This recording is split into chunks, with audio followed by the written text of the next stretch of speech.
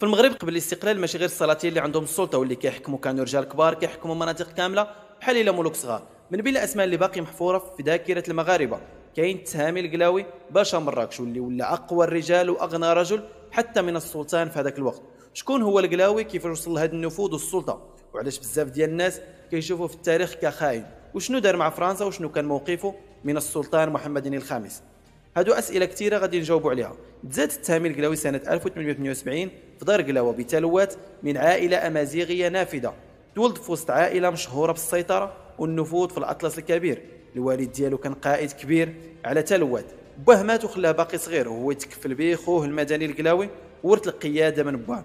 التهامي القلاوي ملي كان صغير ما كانش باين عليه غادي يولي باشا مراكش، لكن كان ذكي وطموح وعنده لسان قادر يدوخ به الكبار.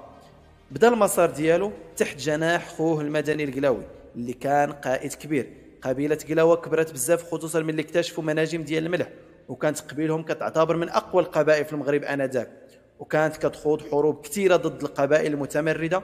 والتهامي كان كيتعلم في صمت الدهاء والحنكه من خوه. وكانت اول معركه غيخوضها التهامي القلاوي ملي كان عمره 15 عام باش يقم واحد الثوره متمرده ضد السلطان اللي هي قبيله وزكيت. وملي كان عمره 18 عام خاض معركه واحده اخرى في واد تيديلي. المهم التهامي بين على الحنكه ديالو واستطاع اخماد هاد الثورات اللي كان ضد السلطان. التهامي القلاوي كل ما كبر كل ما كتزاد خبرته في الحرب والتفاوض، وبدا كيرسخ النفوذ ديالو وسط قبائل الاطلس. في 1909 خوه المدني سلموا قياده قبائل قلاوه، ومن ثم بدا القلاوي كيبني سلطته الخاصه وغيمشي بعيد بزاف. انتظرونا في الفيديو الجاي باش نكملوا قصه التهامي القلاوي، وما تنساوش تابوناو عندنا في القناه باش تشجعونا نكملوا في هذا الطريق.